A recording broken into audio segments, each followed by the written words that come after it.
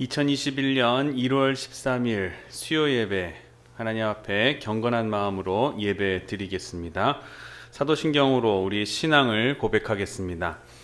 전능하사 천지를 만드신 하나님 아버지를 내가 믿사오며 그 외아들 우리 주 예수 그리스도를 믿사오니 이는 성령으로 잉태하사 동정녀 마리아에게 나시고 본디오 빌라도에게 고난을 받으사 십자가에 못 박혀 죽으시고 장사한 지 사흘 만에 죽은 자 가운데서 다시 살아나시며 하늘에 오르사 전능하신 하나님 우편에 앉아 계시다가 저리로서 산 자와 죽은 자를 심판하러 오시리라. 성령을 믿사오며 거룩한 공회와 성도가 서로 교통하는 것과 죄를 사하여 주시는 것과 몸이 다시 사는 것과 영원히 사는 것을 믿사옵나이다. 아멘. 찬송가 521장 찬송하시겠습니다.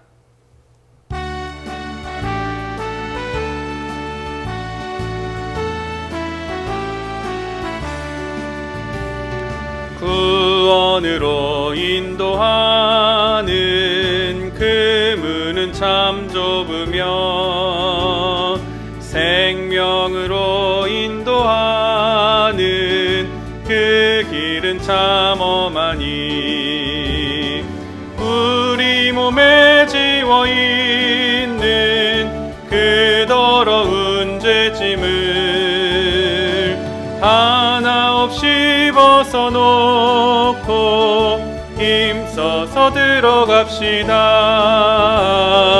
구원으로 인도하는 그 좁은 문 들어가 영생으로 인도하는 그 생명길 갑시다.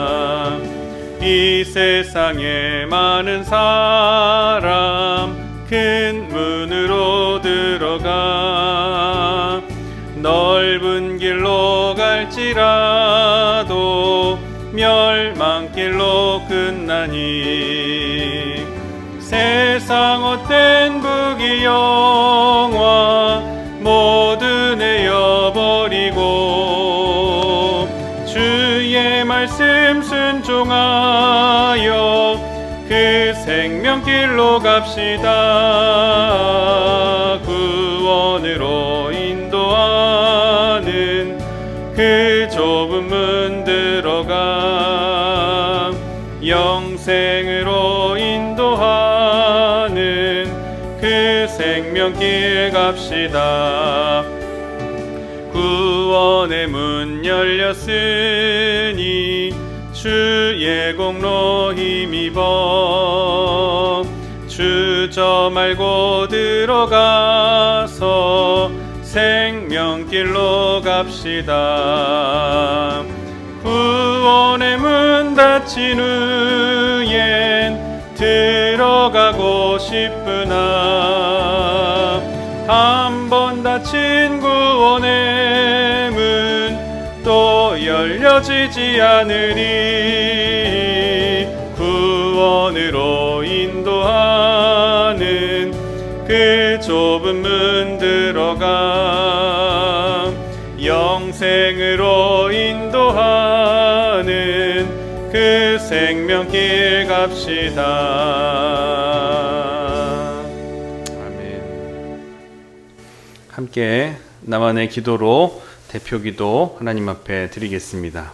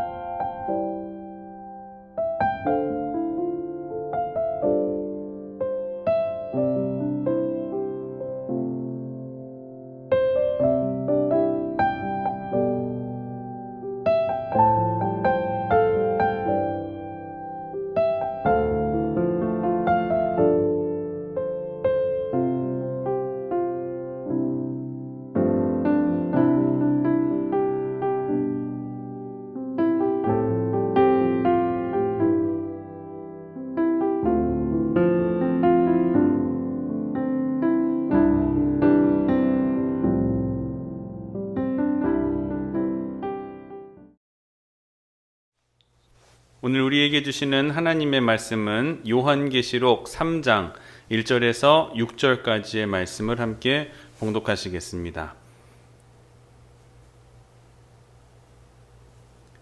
사대 교회의 사자에게 편지하라. 하나님의 일곱 영과 일곱 별을 가지신 이가 이르시되 내가 네 행위를 아노니 네가 살았다 하는 이름은 가졌으나 죽은 자로다.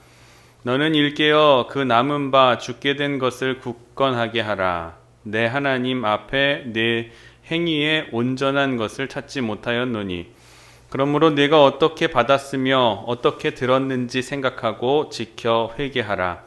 만일 일깨지 아니하면 내가 도둑같이 이르리니 어느 때에 내게 이르는지 내가 알지 못하리라.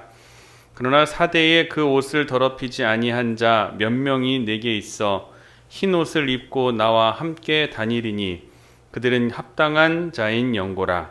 이기는 자는 이와 같이 흰 옷을 입을 것이요 내가 그 이름을 생명책에서 결코 지우지 아니하고 그 이름을 내 아버지 앞과 그의 천사들 앞에서 시인하리라.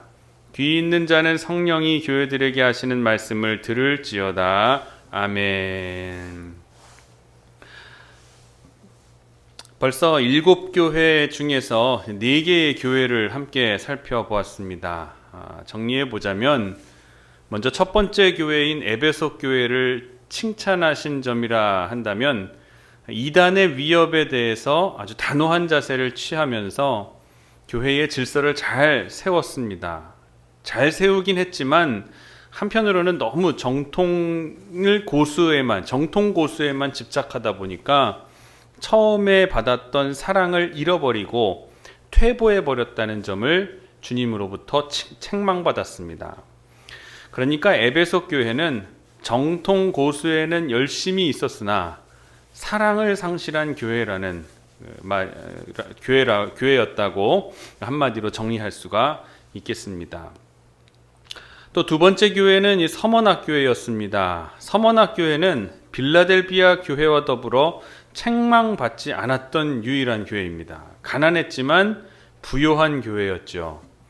영적인 부를 누리는 서머나 교회였지만 이들이 당하는 고난은 너무 힘들었던 것이었습니다. 그런 서머나 교회 성도들에게 주님께서는 그 고난을 없애주시겠다라고 말씀하신 것이 아니라 이후에 있을 고난마저도 잘 견디라고 당부하셨었죠. 여러분 기억나시죠? 이 제목을 제가 설상가상의 은혜라고 이야기했었는데 그런 서머나 교회에서 주님께서는 생명의 면류관을 주실 것이다. 그리고 둘째 사망을 피할 것이다. 어떻게 하면 둘째 고난, 이후에 있을 고난도 잘 견뎌냈을 때에 고난을 잘 견디는 교회에다가 더 격려하시면서 이후에 올 더 큰 고난도 잘 이겨낼 수 있을 거다라고 격려해 주신다는 거죠. 자, 세 번째 교회는 버가모 교회였습니다. 버가모 교회는 앞서 말씀드린 에베소 교회와는 정반대의 상황이었다고 말씀을 드렸습니다. 에베소 교회는 이단의 침입을 잘 막아냈지만 정통을 너무 고수하다가 처음 받았던 사랑을 잃어버린 교회가 에베소 교회였습니다. 그런데 반대로 버가모 교회는 이단을 막아내기에는 역부족이었어요. 그래서 정통을 지키지 못하고 그러나 반면에 사랑은 넘치게 했습니다. 사랑만 넘치다가 기준 없는 사랑에 그만 스스로 무너져 버리고 말았던 교회가 바로 세 번째 버가모 교회였습니다. 그렇다고 모두가 그런 유혹에 빠진 것은 아니었고요. 고난과 순교의 위기에서 믿음을 굳게 지킨 성도들은 주님께로부터 칭찬을 받기도 했습니다. 그래서 버가모 교회를 향해서는 심판이 이르기 전에 회개하라. 회개하는 이들에게는 감추인 만나와 흰 돌을 주시겠다고 약속해 주셨습니다. 자, 이어서 네 번째 교회는 두아디라 교회였습니다. 지난 시간에 거짓 여선지자, 우리 이름이 익숙한 그 이세벨이 등장을 했죠. 성도의 사랑, 신령한 봉사, 믿음, 회개에 관해서는 주님께로부터 칭찬을 받았지만 이 이세벨을 쫓아서 우상 숭배와 행음을 저질렀던 성도들이 책망을 받았습니다. 더 이상 처참한 결말이 이르기 전에 이제 회개하라 하시는 경고의 말씀을 전해 주셨죠. 그렇게 하는 성도들에게는 만국의 통치권과 새벽별을 주시겠다, 반짝반짝 새벽별을 주시겠다 약속을 하셨습니다. 새벽별이 어떤 의미라고 말씀드렸죠? 새벽별은 곧 있을 아침, 새벽이 이제 다 지나고 아침에 광명이 비치게 될 때가 곧 오게 됐다. 이제 많이 고생했다라는 그런 뜻이죠. 그 새벽별을 본다라는 것은 이제 고통이 끝나고 고난이 끝나고 곧 있을 광명의 시대가 우리에게 펼쳐지게 될 것이다라는 그러한 의미를 가진 것이 새벽별이라고 말씀을 드렸습니다. 이 새벽별을 우리 성도들에게 주시겠다라고 약속하셨습니다. 여기까지가 이제 지난 시간까지 공부한 소아시아 7교회 중에 4개의 교회가 되겠습니다. 이제 오늘 5번째 교회인 사대교회를 들어가 보겠습니다. 사대라는 지역은 옛날 리디아 왕국의 수도였을 만큼 이 정치, 종교적으로 매우 중요한 대도시였습니다. 또한 일찍이 무역이 발달하고 양털 가공업이나 염색공업이 발달을 해서 경제적으로 큰 부를 축적해 놓은 도시였습니다. 그리고 지역적으로는 천연의 방어 조건을 갖추고 있어서 외세로부터의 방어가 용이했다라고 하죠. 그러한 이유로 이 도시는 사치와 향락이 만연했고 또 사람들은 교만한 심성을 가지기까지도 했다라고 합니다. 그런데 이러한 사대 사람들의 풍조는 그곳에 세워진 이 교회의 성도들에게도 깊은 영향을 끼쳤습니다. 그들로 하여금 명목상으로만 유지되는 성도가 되게 하는 결정적인 요인으로 작용했던 것이죠. 한마디로 사대교회는 경건의 모양은 가지고 있으나 경건의 능력은 없었던, 사실상 죽어있는 형식적인 신앙의 소유자들이었던 것이에요. 이에 주님께서는 그들에게 신앙의 불씨가 완전히 꺼지기 전에 남은 신앙의 불씨라도 살려서 온전한 신앙의 모습을 회복하라고 권면하시고, 또 그와 동시에 끝까지 회개하지 않으면 돌연히 이 말 심판을 피하지 못할 것임을 오늘 경고하신 것이에요. 이러한 사대교회는 소아시아 7교회 가운데에 이 라오디게아 교회와 더불어 이 칭찬은 듣지 못하고 책망만 들었는데, 주님은 이처럼 사대교회를 책망하시면서도 그들 가운데 소수의 의인이 있다는 것과 또 그렇게 신앙을 지키는 자에게 영원한 구원과 생명을 주시겠다고 약속하시며 그들에게도 구원의 소망이 있음을 교훈해 주셨습니다. 책망하시는 주님의 말씀을 조금 더 살펴보면은 1절의 말씀입니다. 사대교회의 사자에게 편지하라. 하나님의 7영과 7별을 가지신 이가 이르시되 내가 네 행위를 아노니 네가 살았다 하는 이름은 가졌으나 죽은 자로다. 마지막에 살았다 하는 이름은 가졌는데 죽었다고 평가를 하셨어요. 이게 무슨 뜻일까요? 이것은 외형적으로는 교회의 형태를 지니고 있고 외형적으로는 활동도 활발하게 하지만 사실 생명력을 가지고 있지 않은 상태를 의미합니다. 즉, 이 상태는 외형상으로는 교회의 건물을 세우고 형식상으로는 예배는 드리지만 실제로는 경건의 능력이나 신령과 진정으로 드리는 예배가 없는 상태를 말하고 있는 것입니다. 앞서 말씀드렸던 디모데후서 3장 5절 말씀처럼 사대교회는 경건의 모양은 있으나 경건의 능력은 없는 교회였던 것입니다. 여러분, 사대교회는 겉으로 보기에는 살아있는 교회가 분명했습니다. 그들은 살아있다는 살았다는 이름은 가지고 있는 것이었죠. 이것은 그들 스스로가 붙인 이름은 아닐 것입니다. 이 주변에 있는 사람들의 평가가 바로 살았다는 이름이다 라고 평가를 했을 거예요. 아마도 소아시아에 있는 다른 교회에서 사대교회를 바라보고 있는 사람들의 평가가 이러했을 것이거나 아니면 사대에 거주하는 그 불신자들의 평가가 이랬을 것이다 라고 저는 생각합니다. 겉으로 볼 때는 활력 넘치는 교회가 분명했을 겁니다. 나름대로 예배도 열심히 드리고 다른 종교적 활동도 열심히 왕성히 했을 거예요. 교회도 멋지게 지었을지도 모릅니다. 하여튼 겉으로 보기에는 분명 그들에게는 경건의 모양은 있었고 다른 교회의 선망의 대상이었을 것입니다. 그러나 사람의 모든 것, 심지어 사람의 마음 속까지 생각도 다 하시는 주님의 평가는 사뭇 달랐습니다. 주님은 그들이 죽었다고 말씀하시는 거예요. 영적으로 죽어 있다는 뜻입니다. 경건의 능력이 없다는 말씀이에요. 이것은 사대교회가 더 이상 교회로서의 가치를 가지고 있지 못하다라는 말이 되는 것입니다. 그러면 왜 사대교회가 이처럼 생명력이 없는 교회가 되어버린 것일까요? 예상하건대 지리적 안정 그리고 물질적 풍요를 믿고 안일함과 부도덕에 빠져 있었기 때문일 거라고 예상을 합니다. 사대는 지정학적으로 난공불락의 조건을 갖추고 있어서 외적으로부터 쉽게 성을 방어할 수 있었고 일찍이 양털 가공업과 염색업, 상업, 공업 번성해서 막대한 부를 누리고 있었던 도시가 사대였습니다. 그러나 그들은 고대 세계 7대 불가사의 중에 하나로 뽑히는 에베소의 아데미 신전과 맞먹는 신전을 그곳에 지어가지고 여신 시벨레라고 이름하는 여신을 숭배하는 그러한 일에 아주 열심을 냈죠. 우상 숭배를 최고로 일삼았고 또 부에 그리고 사치, 부도덕 극심하였다는 거예요.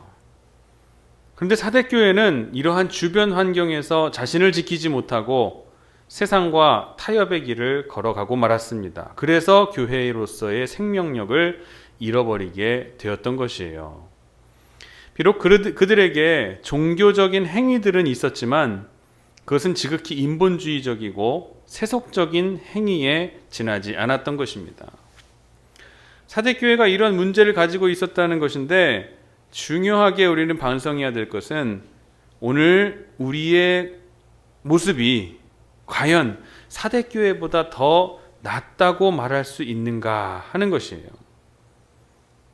우리 삶에서 경건의 능력이 나타나고 있습니까?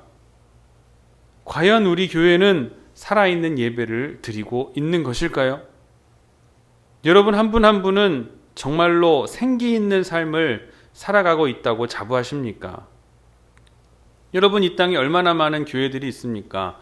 또 그 교회들 중에 웅장한 교회들이 얼마나 많이 있고 또 사회에서 많은 영향력을 끼쳐가지고 다른 교회에 부러움을 사고 세상으로부터도 칭찬을 듣는 교회, 소위 살았다 하고 이름을 가진 교회들이 얼마나 많이 있습니까? 그러면 그 교회들이 다 주님께로부터 이 동일한 칭찬을 들을 수 있을까요? 그랬으면 정말 좋겠습니다. 그러나 우리 교회를 포함해서 그 모든 교회들 중에 마지막 날 주님으로부터 책망을 듣는 교회가 분명히 있을 것이라는 거예요. 하지만 그런 책망이 우리와는 아무 상관없는 이야기가 되었으면 좋겠습니다. 잘못된 모습이 깨달아진다면 신속하게 회개하고 경건의 모양뿐만 아니라 능력까지도 겸비하여서 앞으로 뵙게 될 주님께로부터 칭찬 듣는 우리 태장교회가 되어질 수 있기를 주님의 이름으로 축원합니다. 이어서 2절을 함께 봅니다. 너는 일깨어 그 남은 바 죽게 된 것을 굳건하게 하라. 내 하나님 앞에 내 행위에 온전한 것을 찾지 못하였노니. 주님께서는 사대교회를 향해서 일깨우라라는 명령에 더해서 그 남은 바 죽게 된 것을 굳건하게 하라. 그렇게 말씀하셨어요. 명령하셨습니다. 이 말씀의 뜻은 사대교회가 실상은 죽었으나 그 중 죽지 않은 자 몇이 남아 있으니 그 남은 자들마저 죽지 않도록 지켜서 보존하라라는 그런 의미의 말씀이에요. 그러니까 모두 죽은 것이 아니라 죽게 된 지경에 이르렀지만 그들 모두가 죽은 자가들이 아니라 죽지 않은 자 몇 명이 남아 있는데 그 사람들마저도 죽지 않도록 보존하라, 생명을 보존하게 하라라는 그런 의미를 담고 있는 말씀이라는 것이죠. 암울했던 분위기에 참 작은 소망의 빛이 비춰지는 것처럼 보이지 않습니까? 사대교회는 외형상 소망이라고는 눈을 씻고 찾아봐도 찾을 수 없을 것 같은 그런 상황이었어요. 그러나 믿음의 눈으로 바라볼 때 분명히 그 안에는 남은 자들이 존재했었다는 거예요. 주님은 남은 자 몇을 통해서 당신의 구속사역을 이루어 가시는 것을 우리는 잊지 말아야 됩니다. 실제로 성경을 보면은 이런 남은 자를 통해서 하나님의 사역을 더하여 가시는 것을 우리는 확실히 볼 수가 있어요. 첫 언약으로는 살 수 없는 아담과 하와였지만 그 첫 언약을 갱신해서 아담을 남기셨죠. 또 가인에게서 죽임을 당한 아벨, 이제는 소망이 없어 보이는데 하나님께서는 또 하나의 아들 셋을 남겨주셨어요. 홍수 때를 생각해 볼까요? 홍수 때에도 홍수의 심판에서 노아의 가족들을 남겨주셨어요. 갈대아 우르를 떠나서 약속의 땅 가나안 땅에 이르를 수 있는 아브라함을 하나님께서는 남겨놓으셨어요. 소돔과 고모라에서도 하나님의 심판이 임하여지는 그 순간에도 하나님께서는 롯의 가족을 그곳에 남겨놓으셨어요. 여리고성이 무너질 때도 마찬가지입니다. 그 멸망 속에서도 불구하고 누구를 남겼죠? 기생 라합을 남기셨어요. 이 외에도 성경 속에서는 셀 수가 없을 만큼 많은 신앙의 선배들이 남은 자로서의 이름을 남기면서 하나님의 구속사역을 이어가는 데 중요한 다리 역할을 감당해 내었습니다. 자, 그러면 우리 자신에게 이렇게 질문해 보아야 되지 않겠습니까? 나는 하나님께서 택하신 남은 자인가? 아니면 하나님과 그들로부터 분리되고만 죽은 자인가? 이 죽은 자들 가운데 남은 자 몇몇이 있는데 그들이 죽지 않도록 그들을 돌보라, 그들을 세워라. 오늘 하신 그 말씀의 이야기를 깊이 내용을 묵상해 봐야 될 부분입니다. 그런데 묵상하면 할수록 저와 여러분의 역할은 분명해지지요. 저희는 죽은 자가 아니라 남은 자가 되어야 되는 줄을 믿으시기를 바랍니다. 그리스도의 은혜로 말미암아 남은 자가 된 줄을 믿으시기를 바랍니다. 그러므로 우리는 사대교회의 안에 죽은 자들처럼 되지 않도록 주의해야 됩니다. 내 생명을 주님께 맡기시기를 바랍니다. 남은 자들로서 자부심을 가지시기를 바랍니다. 그리고 주님께서 남은 자들에게 맡기신 일이 무엇이었는가, 그 일들을 감당해 가시기를 바랍니다. 그 일을 하는 데 있어서 표현이 4절에 이제 기록되어 있습니다. 그러나 사대에 그 옷을 더럽히지 아니한 자 몇 명이 내게 있어 흰 옷을 입고 나와 함께 다니리니 그들은 합당한 자인 영고라. 그 옛날 선지자 이사야를 부르셨던 하나님께서는 지금 우리들 가운데에서도 하나님의 일을 감당할 수 있는 남은 자를 분명히 찾고 계실 거예요. 이 음성이 들려지시기를 원합니다. 그리고 그렇게 음성을 들으셨다면 이제 주님, 당신의 은혜로 남은 자 된 제가 여기 있습니다 하면서 대답하고 그 부르심에 응답해야 할 것입니다. 사랑하는 성도 여러분, 예나 지금이나 주님의 부르심에 기쁨으로 응답하는 이에게 사는 복과 또 살리는 복이 있는 줄을 꼭 믿으시기를 바랍니다. 마지막 5절 말씀을 함께 보겠습니다. 이기는 자는 이와 같이 흰 옷을 입을 것이요 내가 그 이름을 생명책에서 결코 지우지 아니하고 그 이름을 내 아버지 앞과 그의 천사들 앞에서 시인하리라. 여기 사대교회의 승리자들에게 주시는 주님의 3가지 선물이 기록되어 있습니다. 이것들은 분명히 신앙의 정절을 지키는 우리 성도들에게도 약속하시는 것이기도 됩니다. 먼저 첫 번째는 흰 옷을 주신다고 하셨어요. 이기는 자에게 주시는 것 첫 번째가 바로 흰 옷입니다. 흰 옷은 정결과 승리를 상징합니다. 마지막 날 주님 앞에 설 때에는 이와 같은 흰 옷이 우리 모두에게 필요합니다. 사대교회 사람들이 좋아하던 그 죄로 물든 울긋불긋하고 화려한 그런 옷들이 아니라 죄와는 전혀 상관없는 순수하고 정결하고 영광스러운 흰 옷이 우리에게 필요한 것입니다. 여러분, 근데 이 옷은 세상 어느 곳에서도 이런 옷을 구할 수가 없습니다. 오직 주님만이 우리에게 주실 수 있는 옷이에요. 왜냐하면 그 옷은 마태복음 17장 2절 말씀에 보면은 예수님이 입으신 옷이었기 때문에, 17장 2절 보면은 그들 앞에서 변형되사 그 얼굴이 해같이 빛나며 옷이 빛과 같이 희어졌더라. 예수님이 입으신 옷이 변화산에서 변화되신 그 모습, 그때 입으셨던 옷이 흰 옷이라는 거, 빛과 같이 흰 옷. 또 마태복음 28장에 보면은 타락하지 않은 천사들이 입은 옷을 흰 옷이라고 이야기했습니다.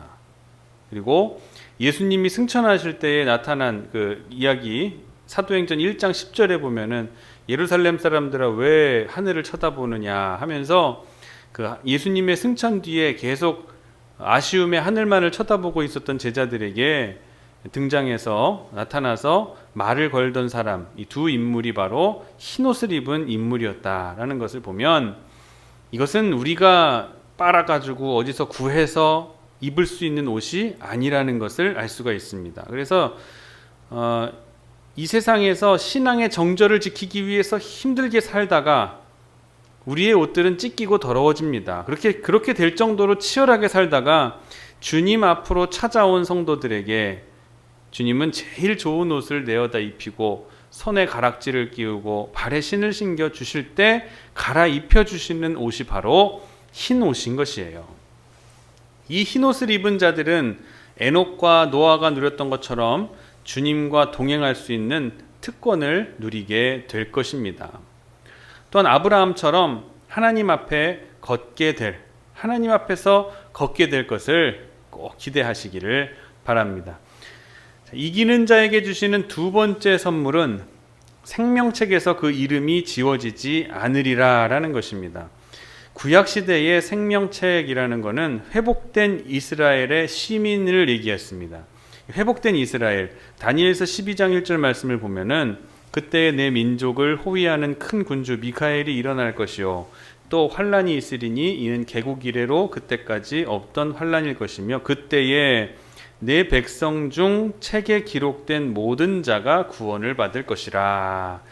여기 생명책에 이름이 있으면 멸망했던 이스라엘이 다시 회복될 때에 백성으로서 인정받을 수 있게 된다라는 뜻입니다. 그러니까 새로운 이스라엘이 회복이 되어서 나라를 재건하게 될 때 너 우리나라 백성 맞아? 하는 그러한 것을 확인할 때에 이 책에 이름이 들어있으면 우리나라 백성 맞네, 이스라엘 백성 맞네 하고 확인할 수 있게 되는 그런 유일한 책이 바로 이것이라는 거예요. 그런 개념으로 있었던 구약의 개념이 이제 신약 시대에 와서는 예수 그리스도의 피의 공로로 말미암아 의롭다 칭함을 받아서 이젠 장차 새 하늘과 새 땅에 들어갈 수 있는 하나님의 자녀들의 이름이 기록된 책이라는 개념으로 확장이 되게 되었습니다. 처음에는 이스라엘이 회복이 되었을 때에 이스라엘 백성으로 되는가, 합당한가, 이 사람이 진짜 이스라엘 백성인가를 확인하기 위해서 그때의 책이었는데 이것이 신약시대에 와서 확장이 되면 하나님 나라에 들어갈 수 있는 그런 생명책이라는 거죠. 그 책의 이름을 반드시 지우지 않겠다라는 것, 그것은 하나님께서 반드시 그를 구원하시겠다라는 뜻을 담고 있는 그런 의미인 것입니다. 여기에 우리의 기쁨의 근거가 있는 거예요. 주님께서는 누가복음 10장 20절에 귀신들이 너희에게 항복하는 것으로 기뻐하지 말고 너희 이름이 하늘에 기록된 것으로 기뻐하라 하고 말씀하셨어요.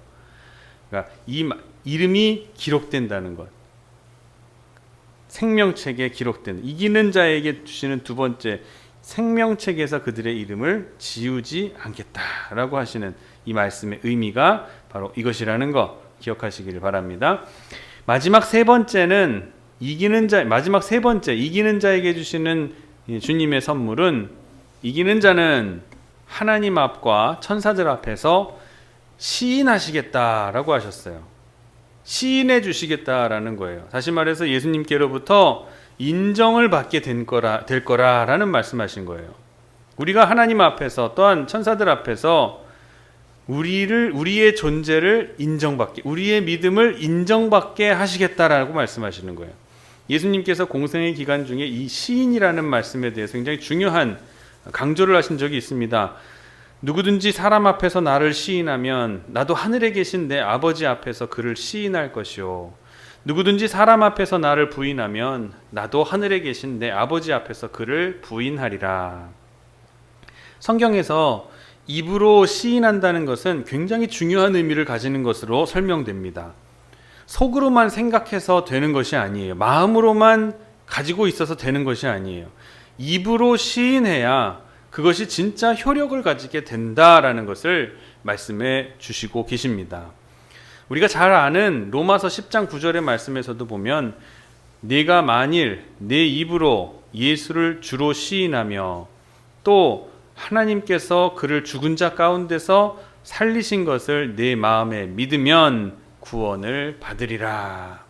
입으로 시인하는 것, 이것은 마음에 믿는 것과 동등한 동격이 되게 됩니다. 그래서 우리 예수님이 하나님 앞과 천사들 앞에서 우리의 이름과 우리의 사역, 우리의 이제껏 했던 일들을 시인하시겠다는 것은 마지막 날에 우리의 존재를 확증해 주시겠다라는 뜻을 담고 있는 것이기에 얼마나 영광스러운 것이고 기쁜 일인가를 우린 이 세 번째 선물에서 알 수 있게 되는 것입니다. 사랑하는 성도 여러분, 여러분께서는 예수 그리스도를 주로 시인하고 계십니까? 예수님을 마음에 믿고 계십니까?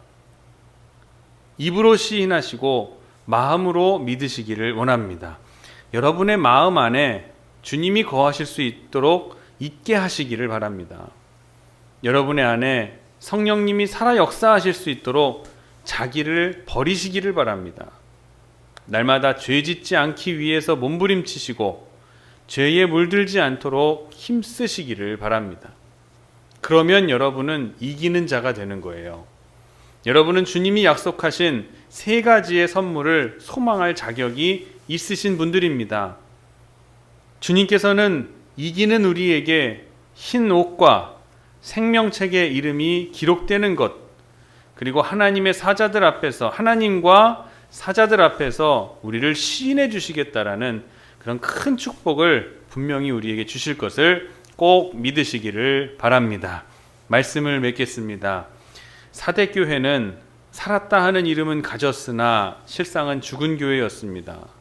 그렇게 주님으로부터 진단을 받고 오늘날에 이르기까지 경건의 모양은 있으나 경건의 능력은 없는 교회의 대명사로 불려지게 되고 말았습니다. 성도 여러분, 이것은 얼마나 불명예스러운 일이 아닐 수가 없습니다. 사대교회가 주님의 책망과 경고를 듣고 회개했다면 그나마 다행이겠지만, 만일 끝까지 회개하지 않고 그래서 기어이 멸망의 길을 걸어가게 됐다면 얼마나 안타까운 일이었겠습니까? 그러나 여러분, 중요한 것은 지금의 우리의 모습입니다. 만약 오늘 우리가 주님으로부터 죽었다라고 하는 선고를 듣는다면 얼마나 끔찍한 일이 아닐 수가 없겠습니까? 그러므로 우리는 우리의 모습을 늘 돌아보아야 됩니다. 예배가 있고 종교적인 활동이 있고 헌금을 잘한다고 우리의 신앙을 주님께 인정받을 수가 있는 것이 아닙니다. 우리가 정말 주님을 사랑하고 있는지, 정말 주님의 말씀대로 순종하는 삶을 살고 있는지, 행위의 열매를 맺고 살아가고 있는지를 돌아보아야 됩니다.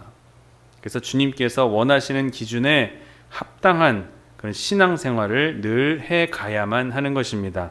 그렇게 살 때 우리는 진정 주님께로부터 살았다라는 인정을 받고 주님께서 약속하신 세 가지의 선물 꼭 받게 될 것입니다. 주님께서 예비하신 기업을 꼭 얻어 가시는 저와 여러분 되시기를 주님의 이름으로 간절히 축원합니다. 기도하겠습니다. 외형적 교회의 형태를 가지고 있는 것만으로, 모양이 있는 것만으로 만족하며 살지 않게 하여 주옵소서. 살았다 하는 이름은 가졌으나 죽은 자로다 라는 평가를 받은 사대교회를 교훈 삼아 경건의 모양과 능력까지도 겸비할 수 있는 살아 숨쉬는 교회와 성도가 되게 하여 주시옵소서. 어두운 시대 속에서 영적으로 깨어 일어나게 하시고 이 영적 싸움에서 반드시 승리할 수 있는 하나님의 능력을 갖춘 군사가 될 수 있게 하여 주시옵소서. 그리하여 이기는 자에게 약속하셨던 세 가지의 선물, 곧 흰옷과 생명책의 이름이 기록되는 것과 하나님과 하나님의 사자들 앞에서 시인되는 이 세 가지의 선물을 꼭 기쁨으로 받아 누리게 하여 주시옵소서. 언제나 감사함으로 우리의 가정과 신앙을 세워갈 수 있는 태장교회 성도들이 되게 하여 주옵소서. 교육관 건축을 위해서 기도합니다. 온화한 날씨를 허락하여 주시니 감사드립니다. 좋은 것, 나쁜 것을 우리 기준으로 판단하지 말게 하시고 불리한 것마저도 좋은 것으로 변화시키시고 교훈하시는 하나님의 능력을 늘 의지하며 교육관 공사를 진행해 가게 하여 주시옵소서. 모든 것이 하나님의 뜻이고 섭리오니 어떤 상황에도 하나님의 섭리가 있을 것임을 믿고 언제나 감사하며 긍정하며 순종하며 걱정 말게 하여 주시옵소서. 하나님께서 하시니 우리는 아무 걱정 없습니다. 이 교회의 주인 되시는 예수님의 인도하심 속에서 언제나 앞만 향해 나아갈 수 있도록 도와주시옵소서. 남은 3일 동안도 주님의 은혜 안에 평안함과 풍성함을 누릴 수 있는 한 주간의 삶이 되게 하여 주옵시고 우리의 믿음이 진취적이고 극복할 수 있는 신앙인들이 될 수 있도록 주여 역사하여 주시옵소서. 감사드리며 거룩하신 예수 그리스도의 이름으로 간절히 기도하옵나이다. 아멘. 찬송가 265장 함께 찬양하시겠습니다.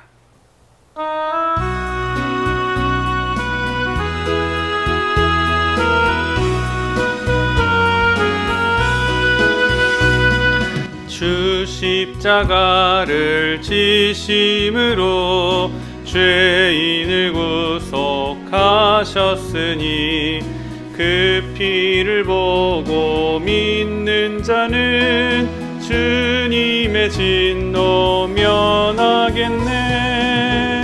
내가 그 피를 6월절 그 양의 피를 볼 때에 내가 널 넘어서 가리라.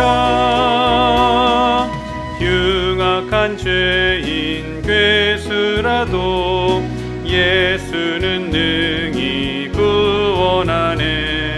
온몸을 피에 담글 때에 주님의 진노 면하겠네. 내가 그 피를 6월절 그 양의 피를 볼 때에 내가 널 넘어서 가리라. 심판할 때에 모든 백성 행한 일대로 보응받네. 주님의 피로 죄 씻으면 주님의 진노 면하겠네. 내가 그 피를 6월절 그 양의 피를 볼 때에 내가 널 넘어서 가리라. 구주의 사랑 크신 보혈의 능력 의지하세. 심판의 불이 내릴 때에 주님의 진노 면하겠네.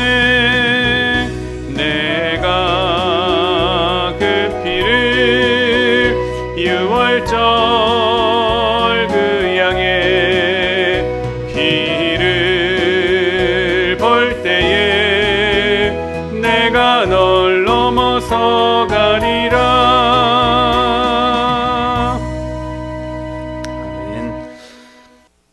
교회 소식 말씀드리겠습니다. 지난주 당회가 정말 은혜 안에 잘 마무리가 됐습니다.